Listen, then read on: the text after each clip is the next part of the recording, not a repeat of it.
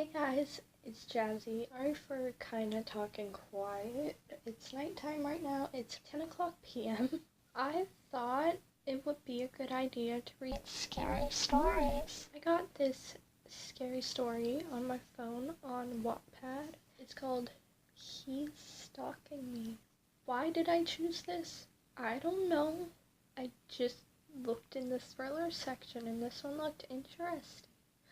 So we're going to read a bit of it and see how it goes. Andrea's POV. Police, open the door, I heard a loud banging from outside. I was still fast asleep, in my mind, but now it was impossible. The door was being banged on. I ran to the window and looked out. My dad wasn't in and my mom was gone. What the heck do you want? I groaned, running my hands through my hair. Your boyfriend called to tell us the door's locked and he's forgot his keys. Let him in, the police officer shouted from the ground below. I'm sorry for all my stuttering and stuff. I'm not good at reading out loud. I'm better at reading in my head, but obviously that'd be boring because this is all it would look like.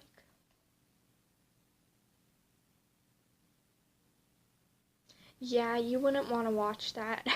So, just try and ignore the stuttering. I nodded and trotted downstairs towards the door. I was so tired. I didn't know what I was doing. I turned the key and the police thanked me before walking off. Then I realized as a strange man came walking up to the door. I didn't have a boyfriend. But this man had told the police he was dating me. Who was he?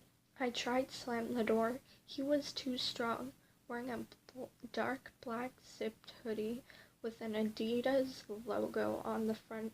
Get away, I screamed, kicking at him and slapping him as hard as I could. He fell to the ground and I pushed the door shut, locking it, then holding my back against it. My hands were shaking. I looked through the keyhole, but there was no sign of him, luckily. I knew who he was. He was the same guy He was the same guy that has been sending me these anonymous emails for weeks on end. The same guy who's been messaging me on Facebook, following me home from school. I know he wants to pounce. He's just waiting for the right time. He planned to today.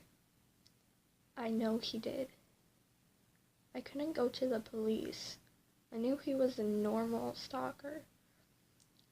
There was just more to it. I ran into the lounge and led on the SETI. What? I woke up a few hours later and my heart stopped. I looked out the window and there he was. The trees at the back of my garden guarded his identity, just revealing a shadow behind them. I stared. He was just stood there, but I could see the shape of a gun in his hand. My hands went up to my face. Why did he want me? Why me? There was nothing special about me. I was a normal girl from Indiana. I wasn't the smartest. I wasn't the strongest. I definitely wasn't what I would call stalker bait, that's for sure. People would say I was pretty. I didn't agree, but I knew I wasn't really ugly. I'd had a lot of boyfriends, but had never found the right one. I put my hand up to the window glass, hoping he would come forward, but he just stood there. My phone started ringing. Hi, Andrea. How are you today? I did call, but you wasn't in, were you? But you wasn't in. But you wasn't in. That makes no sense. A chilling voice spoke down the line. I screamed as I threw it on the floor. This wasn't the first time. He'd been sending me texts, voicemails, and phone calls for months.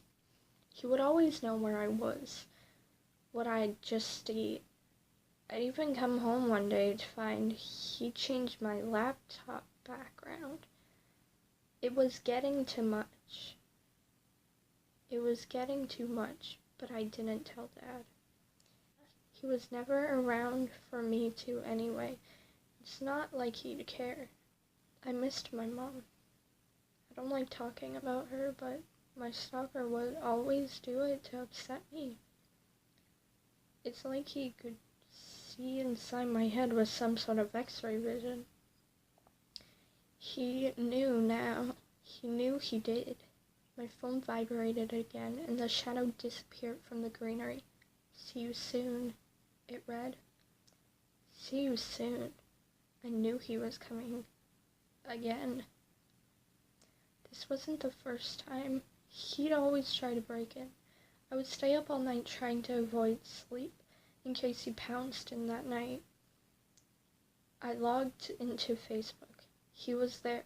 I locked the doors. He was there. I turned on my phone.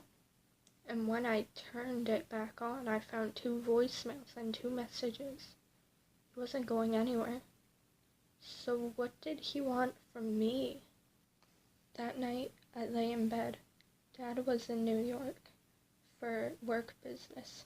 He said, "Andrea, you're 16 now. You can look after yourself. Okay? Now stop moaning. I'm off to work." They were his exact words. I heard a faint knock downstairs and dismissed it as it was in deep, deep thought. Thought I heard a knock again. This time it was twice as loud. "Hello?" I shouted. "Is anyone there?" I knew this was the wrong thing to do. He would know I was in now. Dang it. It was my stalker. He was in my house. I started breathing heavily. Then I heard a noise and the bang off the door. I looked out of the window and I see a figure running up the gravel through the mist. Why was in here? I knew he wanted me. Why don't he just take me, kill me, and be done with it? I was fed up of all this agony. Always looking over my shoulder every day, every night, everywhere. Just as I drift off to sleep, I heard a loud explosion close to me. I screamed at the top of my voice. The garden was going up in flames. I ran downstairs, but it was all closed up. Every door was locked. Not just locked, they were covered in wood and nailed up. I started hitting them with my fist, caused them to bleed. I started to cry and broke down. I felt a cold hand grab hold of my waist, and another, and I was suddenly being lifted up. I tried to speak, but he held his hand over my mouth. I could feel his presence. He wasn't old. He wasn't a pedo. He seemed about my age. And his voice was not as cold and horrifying as it sounded on the phone. But I knew he was meant business. "Andrea, I'm Elliot, your stalker," he whispered in my ear, before kissing my cheek. I was frozen in shock. This couldn't be happening. It was all a nightmare. But it wasn't. I started to cry again, and he slapped me hard on the shoulder. I could only just wait as he dragged me to the back of his van, parked in the yard, and threw me into the passenger seat. I stared at him as he got in himself. He was covered in scars and bruises, but he was unbelievably handsome. Okay, I thought why is this a love story now?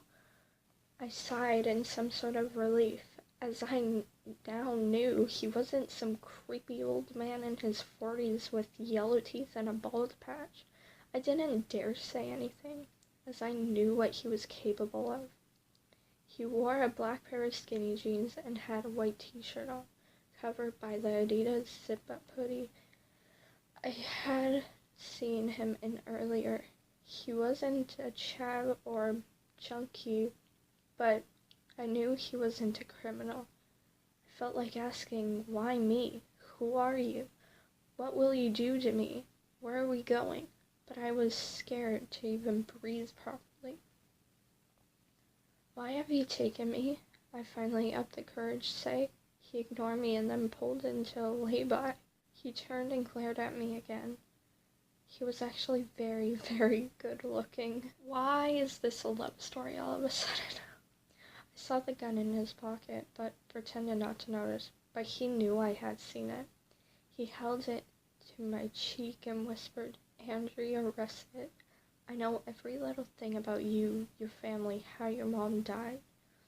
He whispered in my ear. A tear fell from my eye. He didn't have the right to talk about my mom. He didn't have the right. He pushed his hand onto my waist. As good looking as he was my stalker, and I was starting to feel a bit uncomfortable. I wasn't even wearing a bra today. I was scared he would try something. Oof.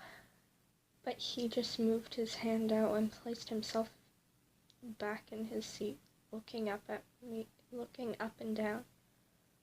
Wow, you're quite a bit. I thought he went staring at my. Jeez, what the heck is this? This is.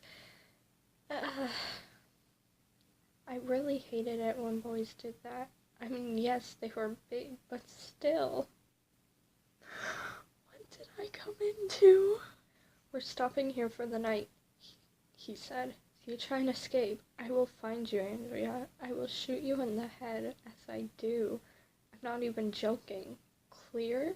He said, his voice gradually getting sterner until I was convinced. I might as well just have been run over by a train. I'm Elliot. I'm your murderer, I heard him whisper to himself as he turned around to face the window. So that was chapter 1. There's more chapters. It wasn't that scary. It was more like this weird love story thing. What the heck? I did not expect that. I hope you guys enjoyed this really strange video. I know the setup's different. My night table is kind of, not set up properly, so I can't use it. But I hope you guys enjoyed this video anyways. Please like, comment, and subscribe, and I'll see you next Sunday.